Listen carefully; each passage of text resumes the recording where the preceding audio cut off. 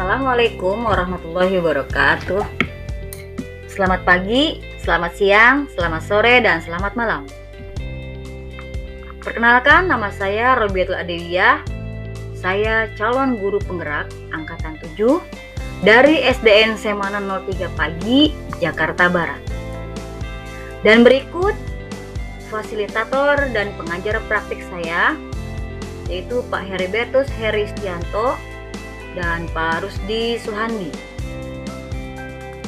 Izinkan saya menyampaikan aksi nyata modul 1.4 budaya positif, implementasi pemahaman terkait budaya positif yang dapat membantu murid dengan aman dan nyaman dalam belajar sesuai dengan filosofi Ki Hajar Dewantara dan membagikan pemahaman dan pengalaman kepada guru-guru di SDN Semana 03 Pagi, yaitu berupa konsep-konsep kunci modul budaya positif, perubahan paradigma belajar, motivasi perilaku manusia, disiplin positif, posisi kontrol restitusi, kebutuhan dasar manusia, keyakinan kelas, dan segitiga restitusi. Berikut video pemahaman konsep budaya positif yang saya sampaikan kepada kepala sekolah serta para guru SDN Semana 03 Pagi. Assalamualaikum warahmatullahi wabarakatuh. Yang terhormat Ibu Kepala SDN Semana 03 Pagi, Ibu Yenti MPD, kemudian yang terhormat Bapak Ibu serta staf SDN Semana 03 Pagi. Pertama-tama mari kita panjatkan puji syukur kehadirat Allah yang dimana Beliau Tuhan berikan kita kesehatan, kemudian kita bisa berkumpul pada hari ini pada acara diseminasi aksi nyata modul 1.4 budaya positif oleh Ibu Robiatul Adewiyah. Sebelum kita mulai, sama-sama kita mengucapkan Bismillahirrahmanirrahim. Semoga acara diseminasi yang disampaikan oleh Ibu Robi dapat berjalan dengan lancar dan kita juga mendapat manfaat yang bisa kita ambil bersama-sama. Untuk waktu dan tempat saya persilakan kepada Ibu Robi. Pertama, sambut saja Ibu.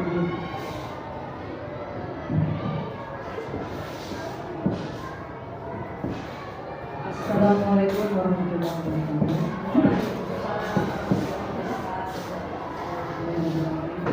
Mari pertama-tama mari kita panjatkan syukur kepada Allah Subhanahu wa taala atas kesempatan yang sudah diberikan kepada kita bisa berkumpul bersama-sama dalam acara kegiatan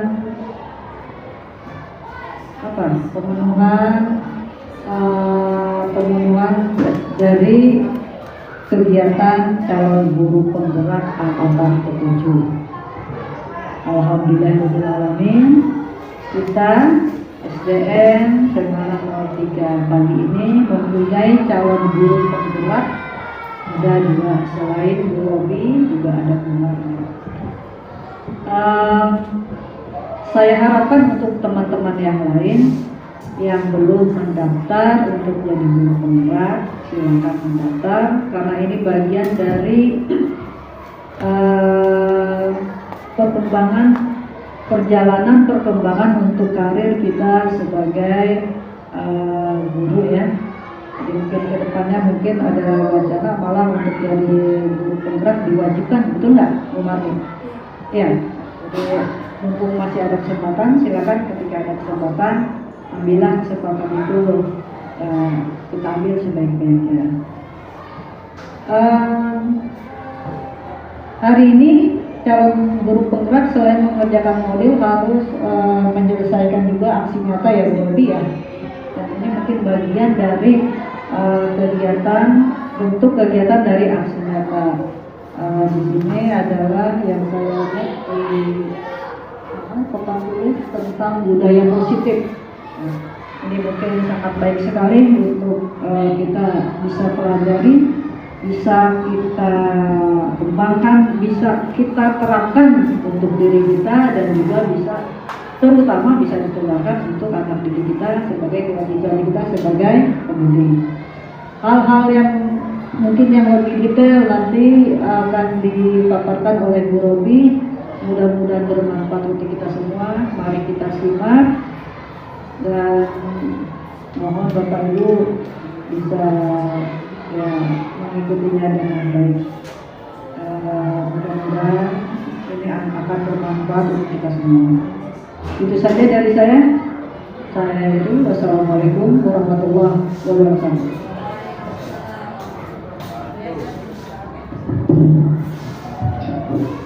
Terima kasih atas sambutannya dari Ibu Yenti. Selanjutnya kita akan menyimak paparan diseminasi budaya positif oleh Ibu Robi. Untuk waktu dan tempat dipersilakan.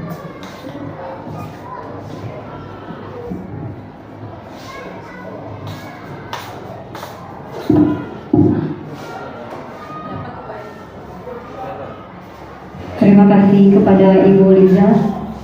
Assalamualaikum warahmatullahi wabarakatuh. Waalaikumsalam warahmatullahi wabarakatuh. Selamat pagi. Alhamdulillahirabbil alamin. Allahumma shalli ala Muhammad wa ala ali Muhammad. Rabbi shrah li sadri wa yassir li amri wahlul 'uqdatam min lisani yafqahu qawli. Alhamdulillah, kita panjatkan puji syukur kehadirat Allah Subhanahu wa taala atas kasih sayang dan petunjuknya kita dapat hadir di tempat ini. Selawat dan salam semoga selalu tercurah keharibaan junjungan Nabi besar kita Muhammad sallallahu alaihi wasallam. Yang terhormat Ibu Kepala Sekolah SDN Semanan 03 Pagi, Ibu Yenti MPD, semoga Allah Subhanahu wa taala selalu memberikan karunia sehat dan afiat dalam taat kepada Allah Subhanahu wa taala. Amin ya rabbal alamin. Juga para guru dari kelas 1 sampai kelas 6 dan guru bidang studi serta tenaga kependidikan, semoga pertemuan ini menjadi manfaat dan berkah bagi kita semuanya. Amin ya rabbal alamin.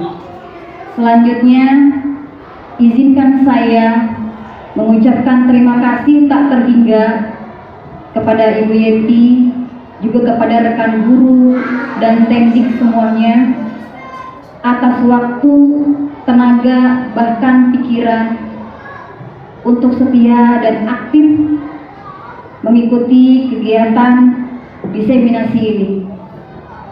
Mohon maaf mengganggu karena memang kegiatan ini harus saya sampaikan sebagai calon guru penggerak Angkatan 7 Jakarta Barat di SDN Semanan 03 Pagi.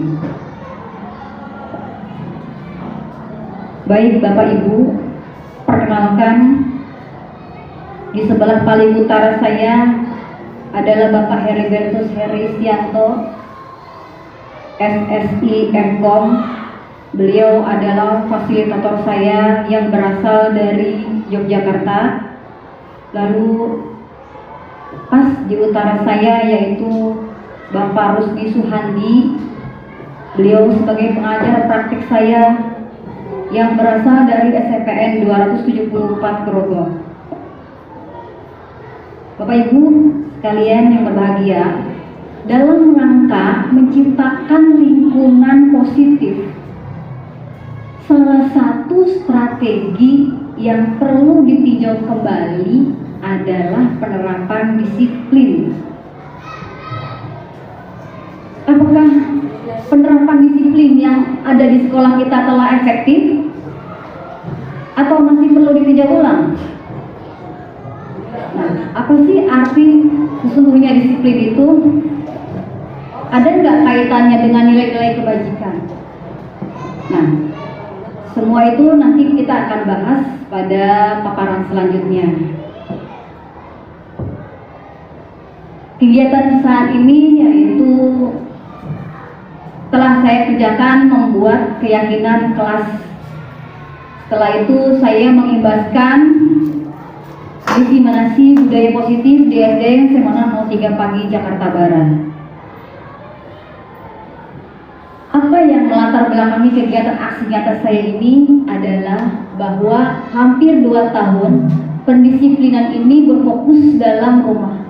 Orang tualah yang berperan dalam pembelajaran karena keterbatasan interaksi dari luar. Kedekatan dengan orang tualah yang menjadi sebab mengapa anak kurang tanggung jawab dan disiplin diri. Lalu terlihat dan terdengar secara langsung dan kita rasakan adalah masih banyak peserta didik kita yang tidak menyapa guru, tidak berkata sopan, bahkan hampir tidak menghargai waktu. Terkait dengan hal itu semuanya, maka perlu adanya suatu budaya positif yang diyakini dan dipercaya dapat memberikan kenyamanan dan keselamatan bagi para warga sekolah yang tujuannya agar pembelajaran berjalan optimal. Nah, kalau ngomongin budaya positif itu adalah nilai-nilai, keyakinan dan kebiasaan-kebiasaan di sekolah yang berpihak pada murid. Semuanya nilai-nilai itu bertujuan kepada murid, agar murid dapat tumbuh dan berkembang menjadi pribadi yang bertanggung jawab, kritis dan penuh hormat. Itu adalah tujuan dari budaya positif. Lalu sesuai dengan tujuan pendidikan yang digaungkan oleh Ki Hajar Dewantara, bahwa pendidikan itu adalah menuntun anak sesuai kodratnya, sesuai dengan zamannya, sesuai dengan lingkungannya, sesuai dengan alamnya, agar dapat nantinya diharapkan dapat mencapai keselamatan dan kebahagiaan baik dia sebagai manusia maupun sebagai anggota masyarakat. Itu yang diharapkan dari budaya positif. Ketika saya melaksanakan aksi nyata, saya memiliki tujuan, diantaranya mewujudkan karakter murid, yaitu berprofil pelajar Pancasila dan menerapkan budaya positif.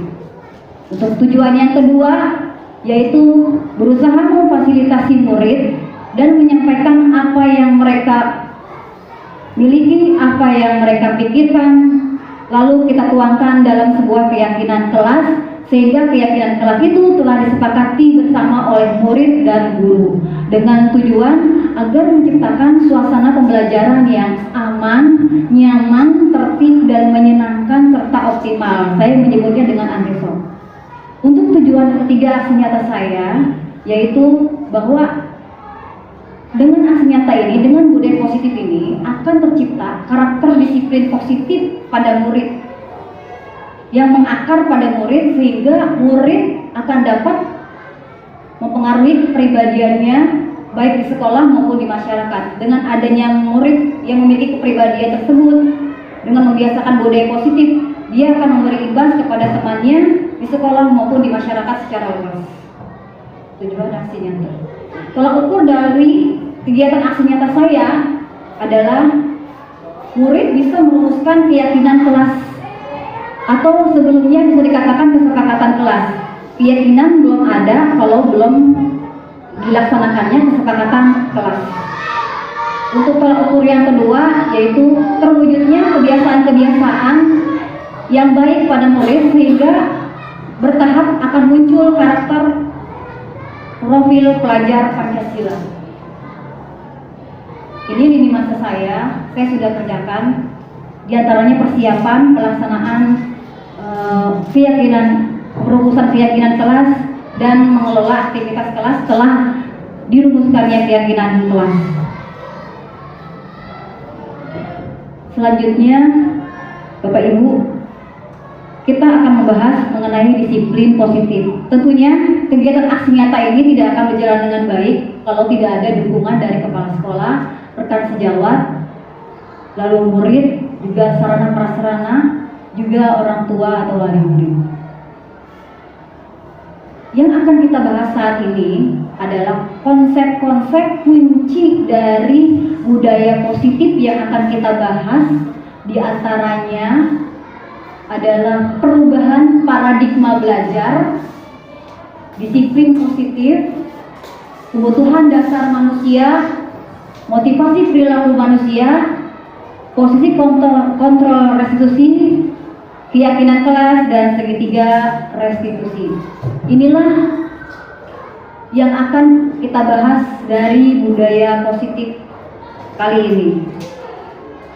Bapak Ibu sekalian yang berbahagia, ngomongin paradigma baru, artinya kita ngomongin hal-hal yang baru, ngomongin pemikiran-pemikiran yang baru, di mana kalau dulu pembelajaran berpusat pada murid, dan sekarang kembali murid dulu berpusat pada guru, sekarang guru memperhatikan apa yang dibutuhkan oleh murid, seperti itu.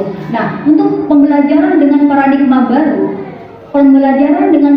baru didesain berdasarkan prinsip pembelajaran yang terdiferensiasi sehingga murid dapat terpenuhi kebutuhan dalam belajarnya, sehingga nantinya akan terwujud profil pelajar Pancasila.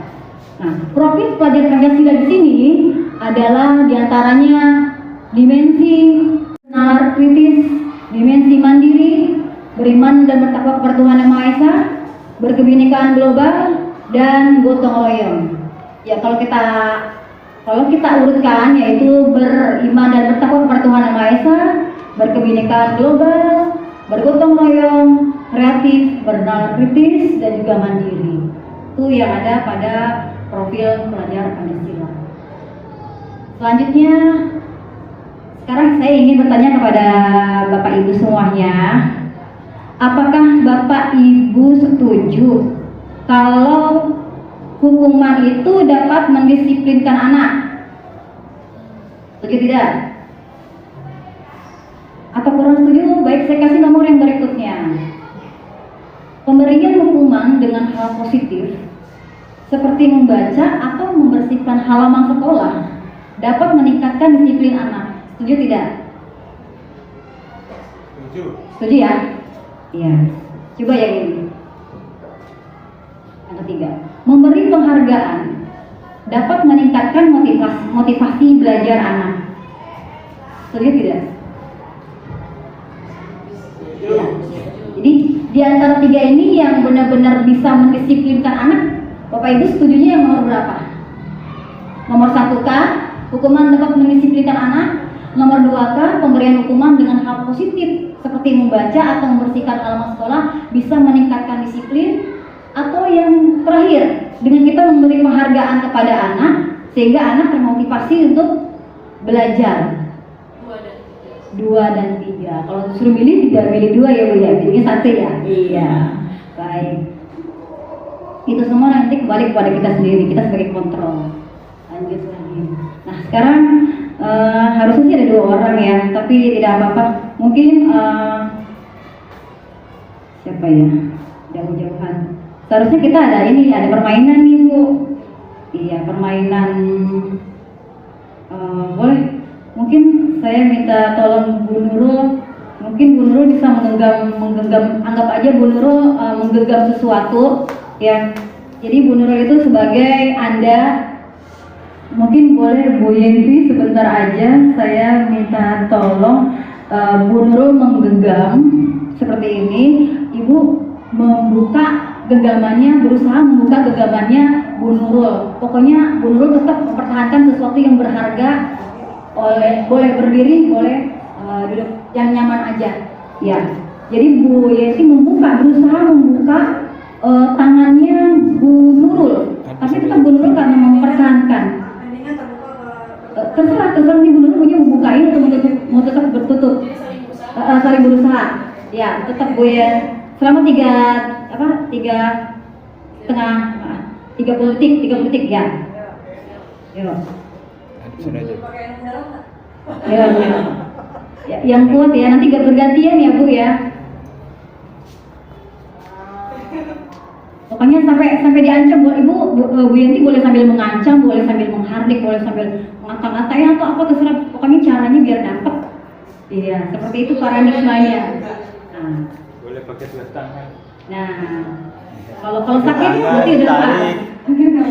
Nah, nggak boleh. Pokoknya mempertahankan sesuatu yang berharga, gitu. Udah siap, oke lepas. Nah, sekarang saya bertanya sama Bu Nurul, kenapa Bu Nurul mempertahankan untuk tetap menutupnya? Kenapa? Kenapa? Ya saya tetap menutup karena untuk mempertahankan apa Yang berharga bagi Bu Nurul ya. Oke. Sekarang bergantian, mohon maaf Bu Yenti sekarang mempertahankan genggaman. Anggap aja genggaman itu berisi emas. Jadi Bu Yenti mempertahankan atau mungkin terserah, atau Ibu tetap buka, terserah Ibu. Iya, tetap Ibu buka, Ibu tutup. Bu Nurul tetap berusaha membuka. Iya, berusaha. Terserah, sekuat-kuatnya. Iya, kecuali kalau Ibu mengeluarkan tenaga dalam silakan. Iya, seperti itu. Ya coba ya. Iya.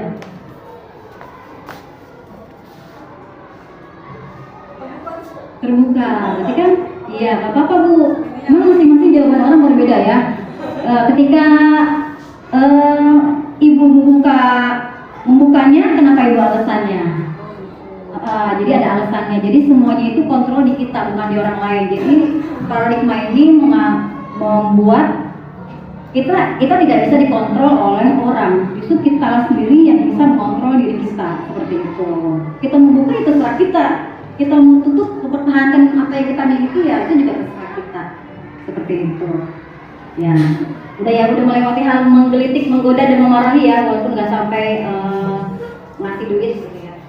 Lanjut lagi kita ke perubahan paradigma teori kontrol. Nah, kita sebagai guru itu berpikir kalau anak itu bisa kita kontrol.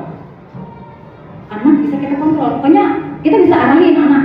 Nah, kita juga bisa berpikir kalau dengan nyemangatin anak juga kita sebagai orang dewasa kita mampu. Kita sebagai guru mampu, sangat mampu untuk kita merasa mampu untuk membuat anak terpengaruh gitu.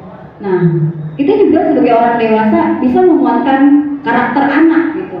Padahal pada dasarnya belum tentu gitu. Nah, kadang ilusi atau bayangan kita bahwa orang dewasa itu memiliki hak untuk memaksa, hak bebas, karena orang dewasa itu mempunyai kebebasan untuk memaksa gitu.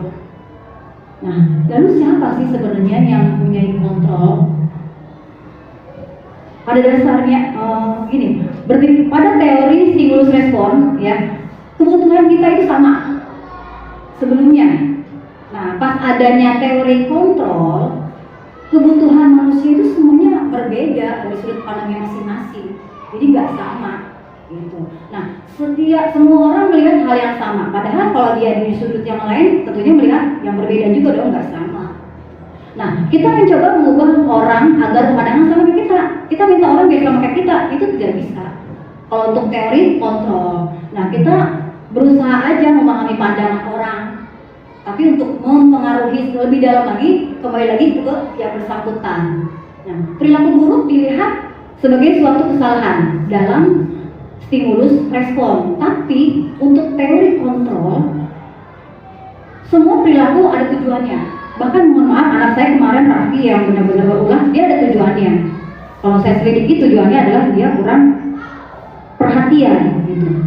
Nah, saya bisa mengontrol orang lain, walaupun pada dasarnya kita nggak bisa mengontrol orang lain. Untuk stimulus respon, pemaksaan ada pada saat bujukan. Pemaksaan ada pada saat bujukan gagal. Jadi kalau kita membujuk nggak bisa, otomatis dipaksa. Itu dalam teori stimulus respon. Sementara untuk teori kontrol, bahwa kolaborasi dan konsensus atau kesepakatan itu akan menciptakan pilihan-pilihan yang baru. Ya, tentunya akan lebih adil lagi. Terakhir, untuk teori stimulus respon, model berpikir itu ada kalah, ada menang. Tapi untuk teori kontrol itu semuanya menang, tidak ada yang kalah, karena semuanya memiliki keunikan tersendiri. Itu yang bisa kita dapat. Untuk disiplin positif, tadi saya sampaikan bahwa kita tidak bisa mengontrol orang lain, ya, dan kita hanya bisa mengontrol diri kita sendiri. Kalau ngomongin disiplin, kita ngebayangin kalau disiplin itu adalah sebuah aturan. Disiplin membuat orang tidak nyaman, sehingga disiplin itu sesuatu yang membuat orang lain nggak suka gitu. Tapi pada dasarnya tidak. Disiplin di sini merupakan arti dari belajar, ya, belajar untuk berusaha mematuhi hal-hal yang memang yang tidak ada pada diri dia sendiri. Jadi orang yang disiplin itu otomatis dia sudah merdeka. Kalau dia sudah merdeka, otomatis disiplinnya kuat. Dan kalau orang yang sudah disiplin dari dalam diri dia akan mewajibkan diri dia itu untuk sekeras-kerasnya disiplin. Itu namanya disiplin diri. Jadi disiplin diri itu kita sendiri yang benar-benar mewajibkan sekuat tenaga kita untuk disiplin gitu, untuk ibaratnya mau kita sendiri yang mengatur diri kita, bukan orang lain. Tapi kalau misalnya diri kita sendiri tidak bisa mengatur diri kita, otomatis ada bantuan dari orang lain untuk bisa mengatur kita. Seperti itu ya Bapak Ibu. Untuk selanjutnya, nah itu tadi ngomongin disiplin ya. Disiplin artinya kita bagaimana cara mengontrol diri. Disiplin artinya bagaimana cara kita menguasai diri. Disiplin adalah cara kita memilih tindakan yang sesuai dengan nilai-nilai kebaikan yang disepakati orang banyak. Itu namanya disiplin. Ya. Tentunya kita pada kurikulum Merdeka ini adalah salah satu nilai-nilai kebajikan yang ingin dicapai oleh para peserta didik atau anak Indonesia atau yang biasa dikenal dengan profil pelajar Pancasila. Itu dia. Nah, disiplin itu artinya belajar. Dan disiplin itu konotasinya dulu itu adalah murid-murid dari Socrates dan Plato. Berikutnya disiplin akan membuat orang bisa menggali potensinya untuk menuju suatu tujuan atau apa yang merasa dia hargai. Contohnya dia pengen mandiri, dia disiplin untuk mandiri.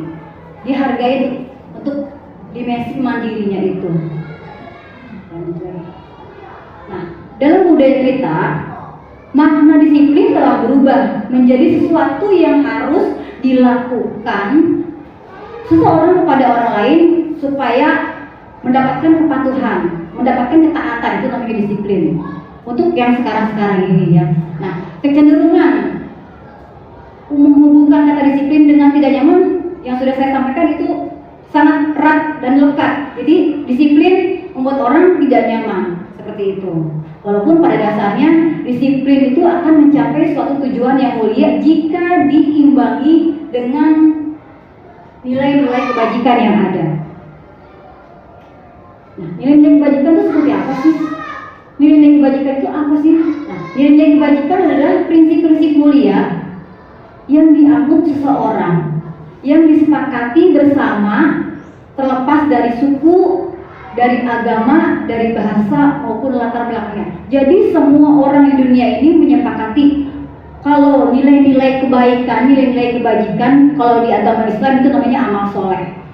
Jadi kalau di dalam materi modul ini namanya nilai-nilai kebajikan, seperti itu. Dan nilai-nilai kebajikan itu merupakan payung besar atau rambu-rambu dari sikap dan perilaku atau nilai-nilai perilaku. Nilai kebajikan adalah sifat-sifat positif manusia yang merupakan tujuan mulia. Jadi nilai kebajikan ini ending dari suatu sikap yang ingin dicapai setiap individu. Seperti itu untuk tujuan mulia dari nilai-nilai kebajikan. Nah, tujuan mulia dari penerapan disiplin positif adalah terbentuknya murid-murid yang berkarakter, berdisiplin, santun, jujur, bertanggung jawab. Itu yang diharapkan dari nilai-nilai kebajikan yang telah dikerjakan. Dan diharapkan juga bisa menjadi pembelajar sepanjang hayat. Jadi tidak hanya guru, kita harapkan juga bisa membuat murid menjadi pembelajar sepanjang hayat yang sesuai dengan standar kompetensi lulus yang diharapkan. Itu seperti itu. Nah, untuk selanjutnya, ketika orang ingin disiplin, pastikan dia ada motivasi dari dalam dia. Nah, motivasi sendiri adalah dorongan yang timbul pada diri seorang secara sadar atau tidak sadar untuk melakukan suatu tindakan dengan tujuan tertentu. Itu namanya motivasi perilaku manusia. Motivasinya aja seperti itu artinya dorongan. Nah, untuk motivasi manusia itu ada yang takut kena hukuman. Seorang bisa disiplin kalau dia kalau dia takut atau karena dari faktor luar, bukan dari dalam dirinya sendiri. Motivasi eksternal itu ada dua. Yang pertama tadi, orang bertindak melakukan sesuatu karena takut kena hukuman.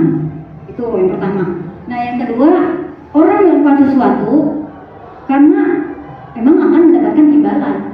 Ketika kira-kira kalau saya melakukan ini nih, saya akan dapat apa gitu. Nah, yang ketiga ini yang kita harapkan dari seorang pelajar atau seorang siswa, yaitu dia menjalankan disiplin ini karena dia menghargai diri dia sendiri. Apa yang dia munculkan yaitu akan menjadi orang seperti apa apabila saya melakukannya, seperti itu. Nah, dihukum oleh penghargaan. Nah, saat kita menjanjikan hadiah kepada anak-anak supaya anak-anak tanggung jawab, atau kepada seorang murid supaya dia mempelajari sesuatu yang baru, atau juga kepada karyawan agar dia melakukan pekerjaan yang berkualitas, kita sudah berasumsi nih kalau kita ngasih hadiah ke orang itu, nah bahwa dia itu tidak bisa melakukannya kalau tidak ada hadiah. Jadi harus dipandu, harus dipancing dengan hadiah. Jadi berangkat dari hadiah. Nah, sebenarnya orang mengasih penghargaan itu pada dasarnya dia menghukum orang yang diberi hadiah seperti itu. Nah, kalian semuanya ada pengaruh jangka panjang pada hukuman yang dihukum oleh penghargaan. Nah, jangka panjangnya, jangka pendeknya adalah jika kita ingin melakukan sesuatu yang efektif, yang kita inginkan, dia menurut. Sebentar dia nurut gitu, karena kita kasih hadiah. Tapi kalau kita kesering ngasih hadiah dan tiba-tiba kita nggak kasih hadiah, artinya dia akan mengharapkan hadiah dan disiplinnya hilang lagi gitu. Jadi adanya disiplin karena ada hadiah, seperti itu. Ada lagi, penghargaan itu tidak efektif jika kita melakukan sesuatu yang kita inginkan tapi orang tersebut tidak mampu dan tidak bisa, seperti itu. Nah, berikutnya adalah penghargaan akan merusak hubungan. Jika kita mengharapkan suatu penghargaan dan tidak mendapatkannya, maka kita sendiri nih akan merasa kecil hati. Jadi moodnya rusak karena tidak mendapat penghargaan. Jadi penghargaan itu hukuman dan dia merusak hubungan, seperti itu. Dan penghargaan juga akan mematikan kreativitas. Artinya adalah penghargaan itu akan menciptakan persaingan. Tapi kalau tidak ada kata penghargaan, orang tidak mau beraktivitas, orang tidak mau berkreativitas. Itu seperti itu. Berikutnya adalah penghargaan itu menghukum. Jadi memberi penghargaan atau hukuman itu sebenarnya sama aja. Ya, karena keduanya itu mencoba mengendalikan perilaku seseorang. Contohnya seorang guru memberi penghargaan karena dia bisa menjawab. Tapi sebenarnya kita itu pada dasarnya menghukum dia gitu. Karena ada hadiah, jadi dia mau untuk menjawab. Sementara kalau tidak ada hadiah, dia tidak menjawab. Begitu. Yang terakhir ini nih yang bagus yang kita harapkan dari diri kita adalah motivasi dalam diri atau intrinsik. Artinya jika kita memberikan penghargaan kepada seorang anak pada saat dia telah mencapai rasa bangga dia telah mencapai kedisiplinannya, dia telah mencapai apa yang dia tuju, lalu kita beri hadiah, maka hal itu adalah membuat ikut rasa gembira kita sehingga muncul rasa alamiah dia gitu. Tanpa ada hadiah pun saya mampu untuk bersikap apa yang saya tuju, untuk menuju apa yang saya tuju.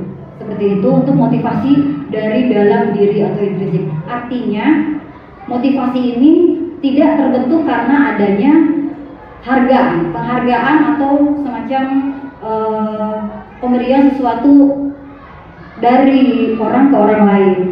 Seperti itu untuk didukung oleh penghargaan. Nah, ketika kita mendapatkan seorang peserta didik yang memang dia telah mencapai motivasi dari dalam diri dia, tentunya kita harus beri apresiasi, pastinya tidak diam, tapi kita munculkan dalam bentuk apresiasi. Nah, bentuk apresiasi itu kita harus khususkan kepada orang tersebut, kepada murid tersebut. Kalau udah dia dapatkan itu, kita cukup berhenti situ, kita ubah, kita haluan ke yang lain, ke murid yang lain, yang kita harap juga sama seperti yang pertama, dan itu secara bergantian.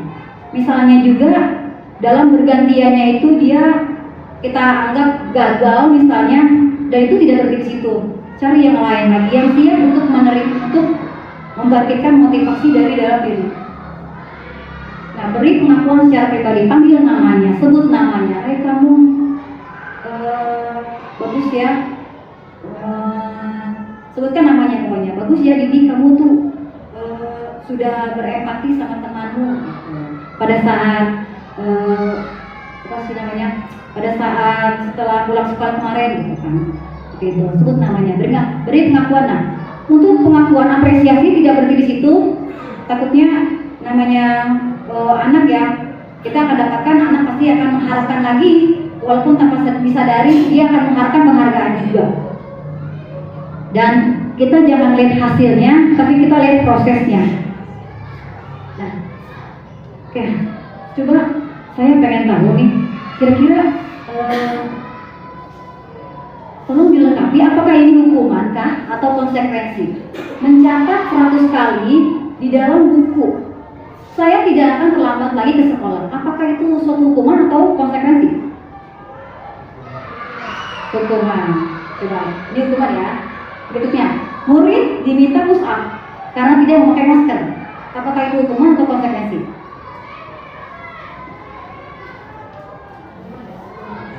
Hukuman. Kita lihat lagi.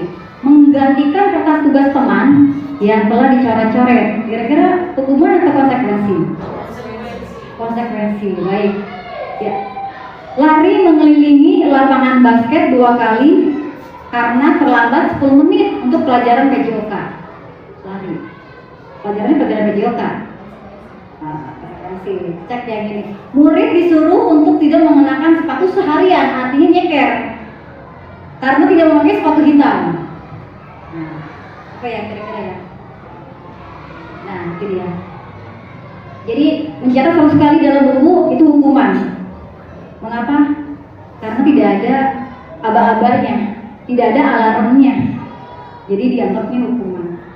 Minta push up karena tidak memakai masker. Hukuman juga karena nggak sesuai. Masker tuh hubungannya dengan push up sih fisik gitu. Kan kesehatan.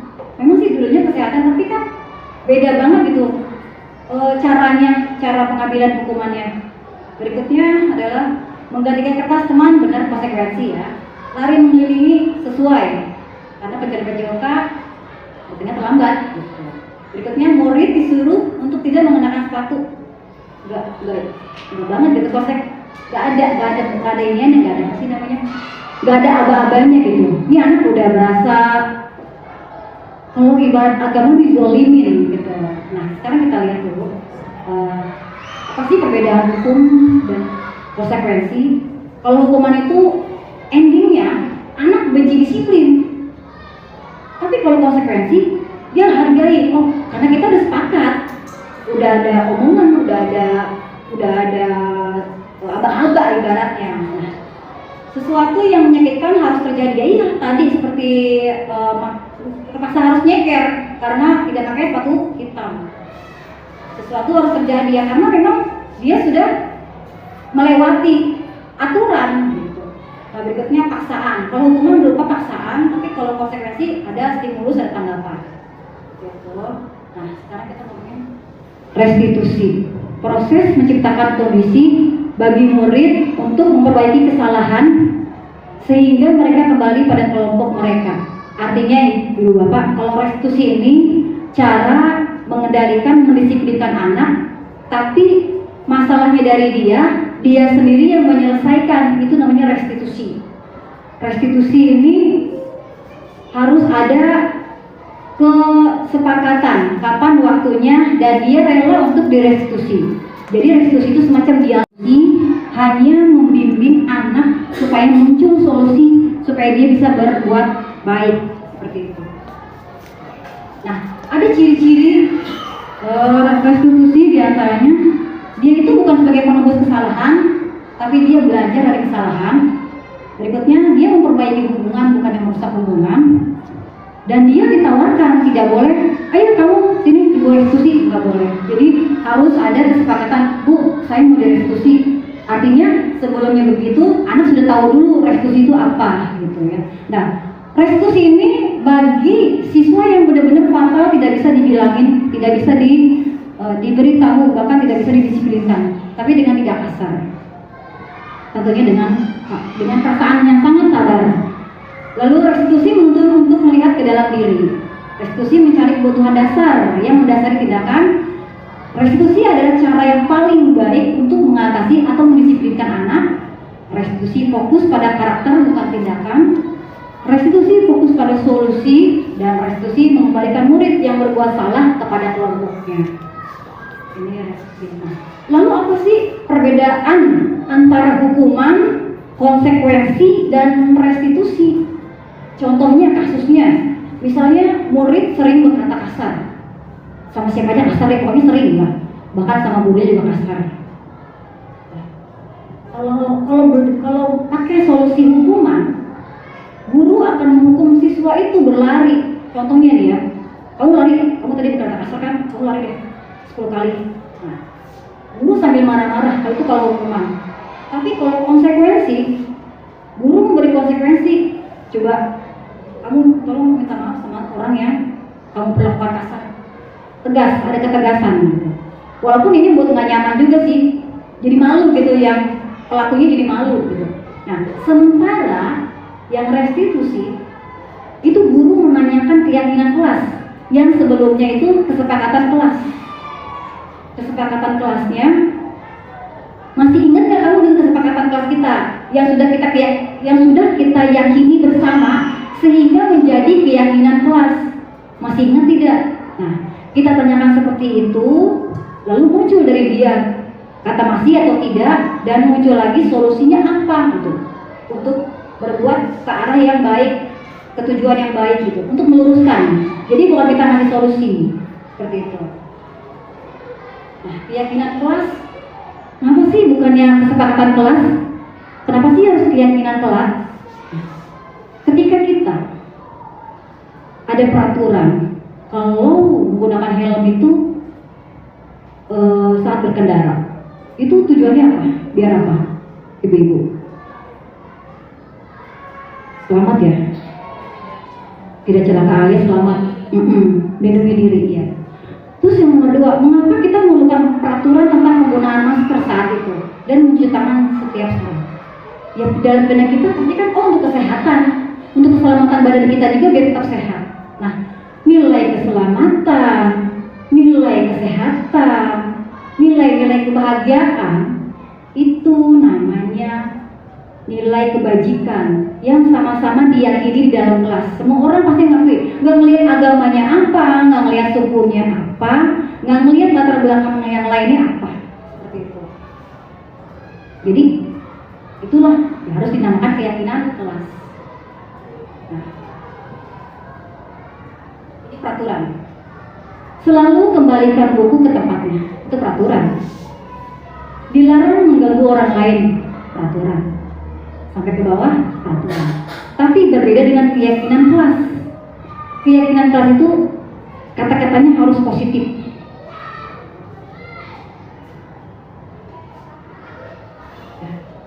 Berbeda.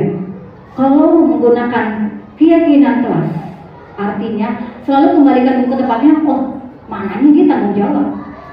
Dilarang mengganggu orang lain. Oh, maknanya sebenarnya menghormati orang lain. Dilarang melakukan kekerasan. Ya maknanya dia menghormati orang lain dan dia juga selamat gitu. Seperti itu. Dan sampai terakhir ini jangan berlari di kelas atau koridor kalau itu peraturan. Tapi kita bisa menggunakan kata-kata yang lebih spesifik lagi, lebih umum, tapi juga positif dengan kata-kata keselamatan, keamanan. Ya, ini membutuhkan keyakinan kelas.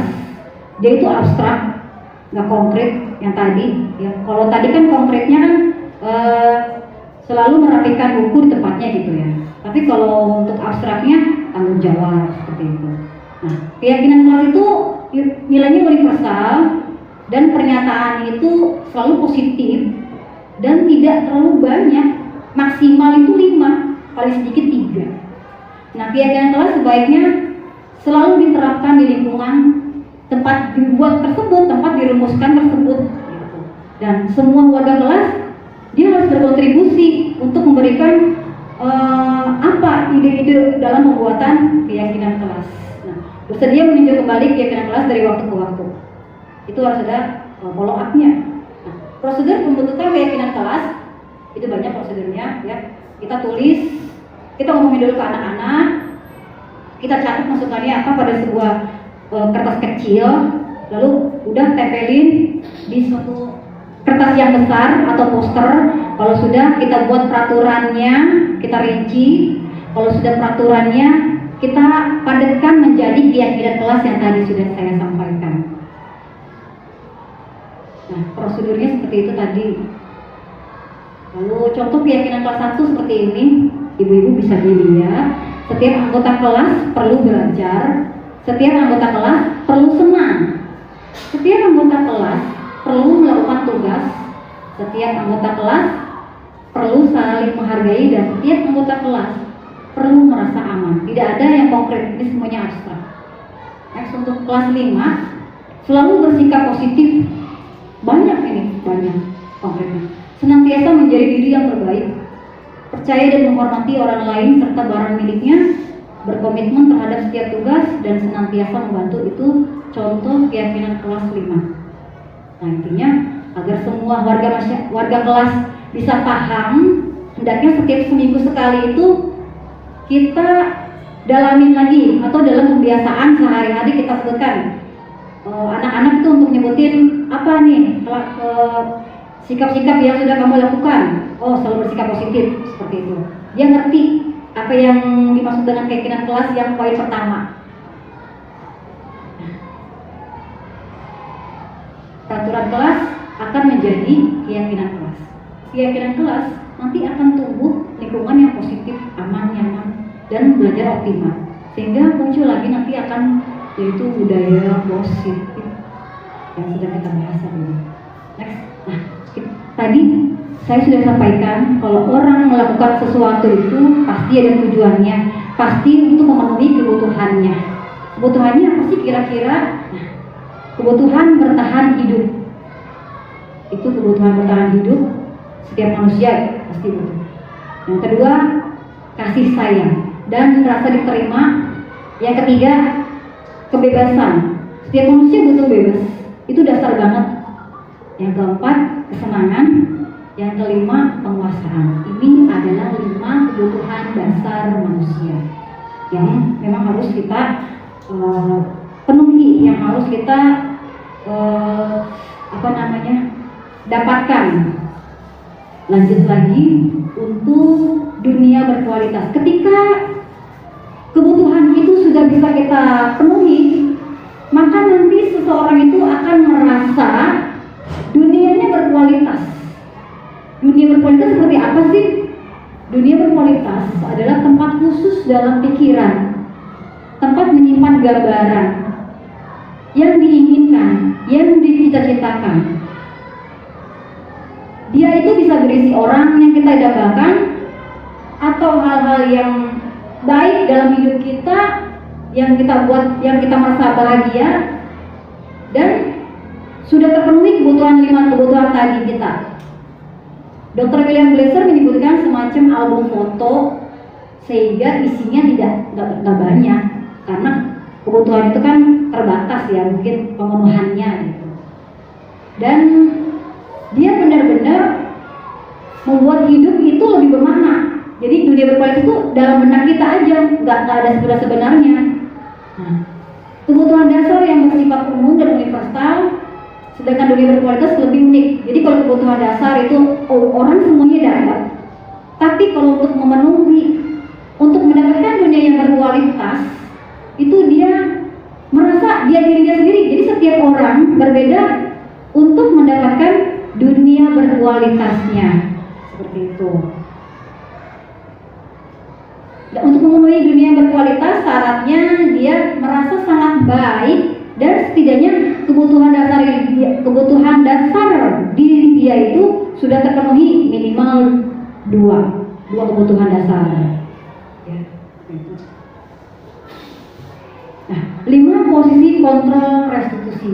Kita sebagai guru, kadang sebagai penghukum, kadang sebagai pembuat orang merasa bersalah, kadang kita sebagai teman, kadang kita sebagai pemantau, kadang kita sebagai manajer.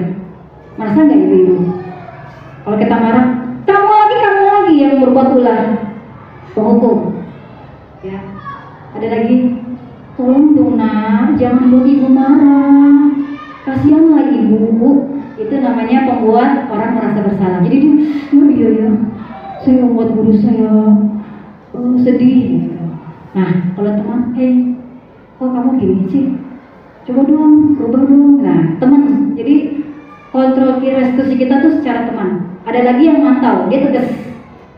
Kamu tahu nggak? Masuk sekolah jam berapa? 6:30. Kok sekarang jam berapa? Nah, itu pemantau. Ingat ya, peraturannya gimana? Gitu. Nah, kalau manajer, dia lebih sopan lagi. Kenapa? Kamu kenapa? Lambat. Kamu masih ingat nggak keyakinan kelasnya apa? Mirip dengan pemantau, tapi dia punya solusi sendiri.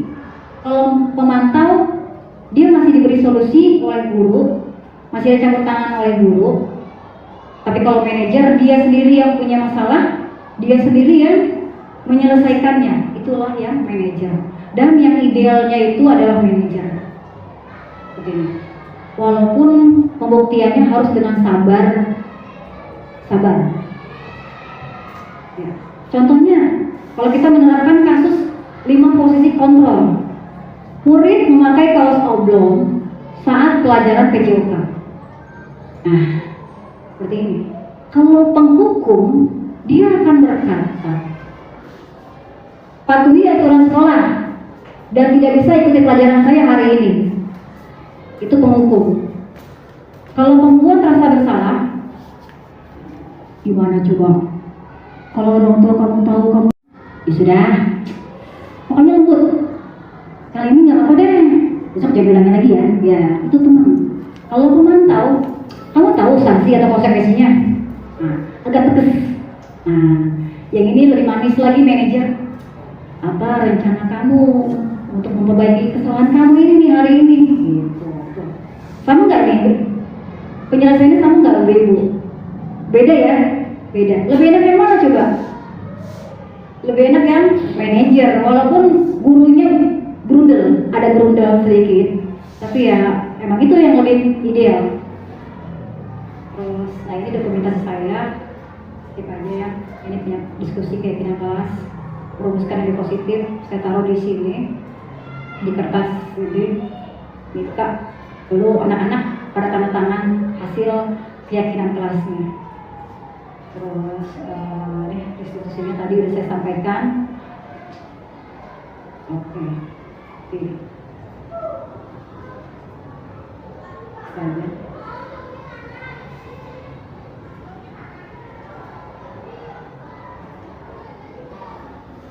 Segitiga restitusi Saya pernah melaksanakan segitiga eksekusi kepada siswa yang memang dia memakai kaos oblong saat pembelajaran olahraga.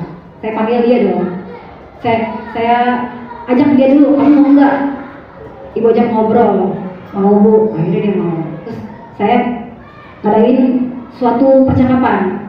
Liga, tadi ibu lihat, kamu main sepak bola pakai kaos oblong, bukan seragam olahraga. Liganya jawab, ya bu, maaf, tadi saya gerah bu, jadi saya bukan seragam olahraganya. Saya nanya lagi, apakah ada yang lain tujuannya kamu? Maksudnya gitu ya.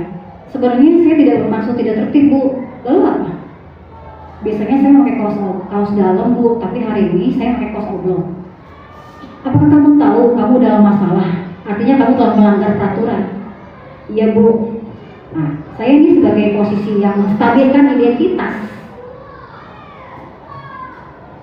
Ya, saya akan berbicara baik. Ibu di sini tidak cari siapa yang salah. Pasti setiap orang punya masalah. Pasti setiap orang berbuat salah. Tidak ada manusia yang sempurna. Pasti ada melakukan salah. Nah, perkataan seperti itu namanya menstabilkan identitas. Menstabilkan yang gagal. Terus saya lanjut lagi. Nah, setelah tadi menstabilkan identitas untuk restitusi, ini sebenarnya kita ngomongin segitiga restitusi ya ibu-ibu. Ini materi yang terakhir, segitiga restitusi. Lanjutnya validasi tindakan. Ya, ibu bisa lihat tadi kamu senang untuk pakai kaos oblong, jadi kamu gak gerah lagi. Tapi kelakuan kamu, tindakan kamu itu akan diikuti orang lain atau siswa lain. Liga jawab, iya bu. Setelah itu saya nanyain lagi, ini bentuk circle yang terakhir, yaitu menanyakan keyakinan. Disiplin dalam, jadi saya nanya, Liga, apakah kamu percaya dengan keyakinan kelas yang telah kita buat? Iya bu, saya percaya. Mana yang sudah kamu tunjukkan? Dia jawab belum. Akhirnya Liga bilang, saya harus disiplin di dalam dan di luar kelas. Betul sekali, saya jawab gitu. Kamu masih ingat dengan keyakinan kelas kita? Saya nanya lagi. Nah, sekarang kita kembali saat kamu berkaos oblong. Apakah ketika kamu berkaos oblong, kamu sudah melakukan disiplin? Belum bu. Nah, saya nanya ke Liga, menurut kamu ada nggak cara yang bisa menghilangkan panas, gerah, tapi tetap menggunakan seragam olahraga? Liga berpikir dong. Akhirnya Liga, oh iya bu, saya minta maaf, besok saya janji saya tidak akan mengulanginya lagi dan saya akan memakai kaos dalam sebelum pakai kaos olahraga. Akhirnya dari masalah tersebut Linda dapetin solusi dari diri dia sendiri, bukan dari gurunya gitu. Seperti itu untuk restitusi, segitiga restitusi. Ya seperti itu, segitiga restitusi ini yang sudah saya kerjakan. Ada dua, tapi saya kasih satu aja.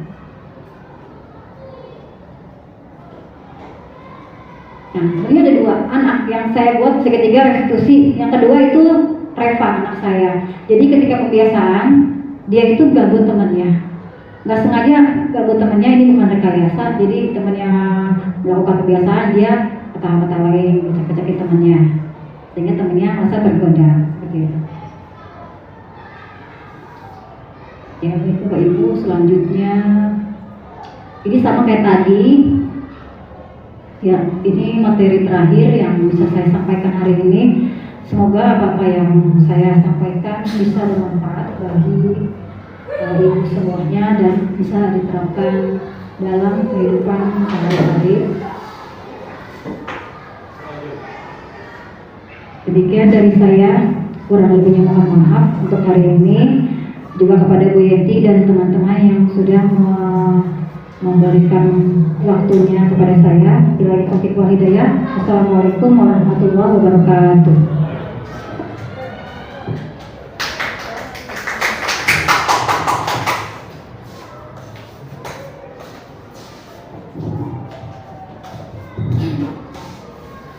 Ya, teman-teman, terima kasih atas paparannya Bu Ruby, sangat menarik sekali ya. pengetahuan kita tentang memberikan hukuman, konsekuensi, dan restitusi jadi bertambah. Yang saya bisa kutip dari paparan Ibu Robi adalah bahwa tujuan aksi nyata Bu Robi ini adalah untuk mewujudkan murid yang memiliki karakter profil pelajar Pancasila, di mana profil pelajar Pancasila memiliki 6 dimensi karakter. Selanjutnya, dari sikap disiplin positif ini nanti dapat mempengaruhi kepribadian murid. Disiplin juga bukanlah aturan pemaksaan.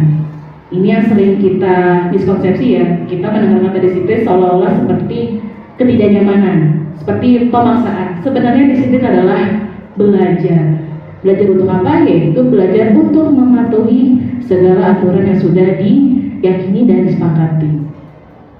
Dari peraturan kelas nanti akan menimbulkan keyakinan kelas. Apabila keyakinan kelas sudah terpenuhi, akan menghasilkan lingkungan positif dan menghasilkan budaya yang positif. Sekian dari yang bisa saya kutip dari paparan Ibu Robi. Terima kasih Ibu Robi dan teman-teman. Saya akhiri. Wassalamualaikum warahmatullahi wabarakatuh.